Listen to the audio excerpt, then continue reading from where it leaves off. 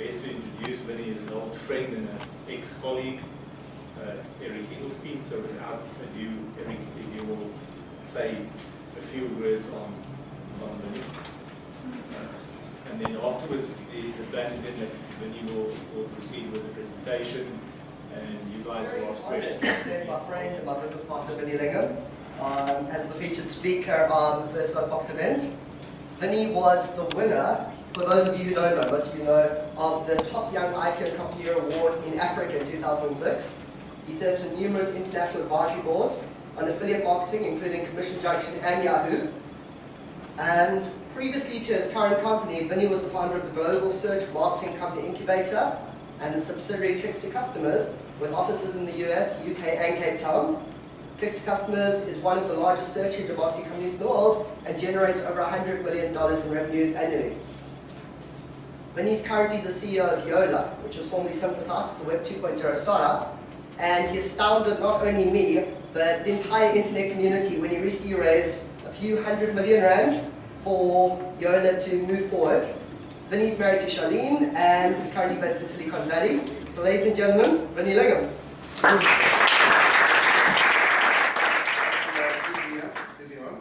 I call this home.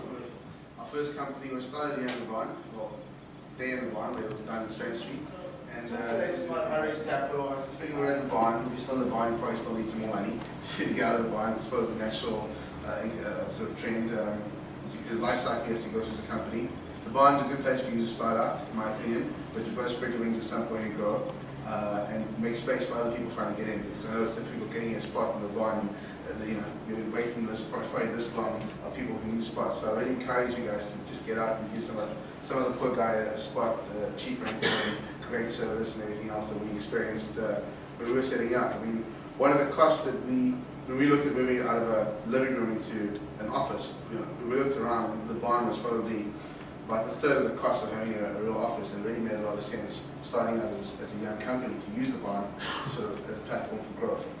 So it's a really great place for starting out entrepreneurs and the like. So, I think, as I said, I've had some good success raising money for my various companies, and so talk on how to raise money is probably a good one, and I think something that people would like to hear about. So first of all, I need to tell you about Yola, and Yola was previously called Simplesite. Simplesite started off as a technology we were building an incubator alongside Clicks to Customers. So we were doing search marketing, but we realized that building websites was a tedious task. Code wasn't well abstracted, so you couldn't create drag and drop in many products. And the products out that did allow it were products like Dreamweaver and Front Page, which were really just for the mid-range to high-end user, not really the average user. And so a lot of it's just trial and error. We're just playing around with some cool technology. Ajax was coming to the fore, XML, etc. We're playing around trying to figure out what's going to stick and what markets we should go through. So we went through 2 years of prototyping. We spent about somewhere between 3 and 5 million, about 3 million rand, I think. Just in terms of cost, salaries, running it, trying to promote this thing, and never really got off the ground in that company, purely because it's just having a R&D project next to a business that needs resources and needs time and attention. The R&D project always just got sidelined, and that was just what happened. There's no one who really blamed. It just makes sense. You're making money and the client's got some sort of issue or complaint. You put those resources to help the client, and you forget about the R&D work you're doing. So it got to the point where we raised the capital from HBD for Incubator. It's about 25 million rand, and I was of the opinion that this is a big opportunity for me to go and take private and run it and build a Web 2.0 startup and try to get to Silicon Valley. That was my dream at the time. But just before going on too much about that, it's just basically what it's evolved to right now is a free website building tool. Offers free subdomains, allows anyone in the world to own their own free website without paying a cent for anything. We sell fully configured domain names for a fee, $20 a year. It's easy to use. It's modular, so you drag and drop components onto the screen. I'm not going to do any demos today, but obviously having a search engine marketing background, the sites come out, the code gets formatted in a very SEO-friendly manner. So people who don't understand what SEO is don't need to. They just need to put content on their sites, and we format the content in a way which gets picked up on the search engines. We did a renaming in March 2009 from Synthesite to Yola, various different reasons. Most notably being that Synthesite doesn't roll off the tongue very well, and it's difficult to apply that branding to other products. So if you want to launch a mobile product, it would have to be Synthesite Mobile. It's long and it gets clumsy. The other reasons behind it as well, which will become more apparent to the rest of the market in the next 12 months, 18 months. But for right now, from a branding perspective, we felt that Yola was simpler, easier, and it's as short as Coke and Nike, which we hope the success we hope to replicate.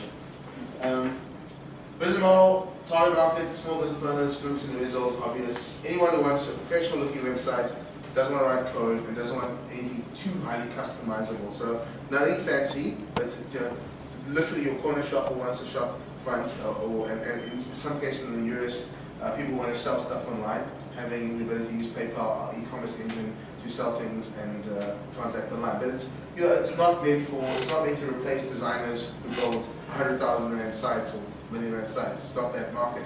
It's really the low end, 1 to 4 person companies, and then organizations of 20 to 50 to hundreds of people, where it's just a couple of guys running the site, but it serves the need of communities. And it's simplified web publishing. Well, if you look at Twitter, Twitter's like 140 characters. So Twitter was their way of taking blogging to a point where it was just quick, easy publishing, getting content out there. We're similar in that sense, without going into the high-end market, we're really for the low-end starting market and the blogging space primarily. So we make money from domain name sales. We have value-added services being launched soon. Things like templates. We sell premium styles and designs that you can get from us in our marketplace. We'll open the marketplace up to designers who can launch their own styles. We have a captive audience of nearly 2 million users, effectively 2 million this month, and growing very quickly. We're expecting somewhere close to 5 by the end of the year, and hopefully in the tens next year. We should do in the tens of millions next year. So that creates a very big audience for professional designers to just build designs and resell it to our user base. And the nice thing is that because we've created a platform, you build according to our specs, and the users don't have to understand any code. The designs become just applicable to our platform and make it really easy for them to buy and transact there. We're obviously looking at adding email, e-commerce, marketplace. As I said, we look at white labeling the technology for ISPs, PC manufacturers, anyone with big audiences, giving them the opportunity of putting their sites online. Good examples like small business associations, going to them and saying, the small business association site builder, and emailing the audience of millions of users and saying, sign up for free, get an account, get your business online. Those are the type of partnerships we're looking for right now. The most notable partnerships for us are probably ISPs and PC manufacturers. Just ISPs like AOL, for example, have tens of millions of users, and it's very easy for us to just do a deal with them, private label the site builder for them, and actually they in fact earn money off us as opposed to paying for the existing players in the space right now that power it. So the business model, I'm a disruptive kind of guy. Who worked with me will attest to that. So I like causing trouble. And when we went to this market, I felt that the same thing was necessary. So how do you become a troublemaker in the marketplace? How do you disrupt the existing players? It's generally very difficult to build a business without creating a disruptive force in the market, because the established players should, in theory, win business from you if you're still starting up and you can't offer what they offer. And it takes a while to build a business and offer the services and products that any player in the space does.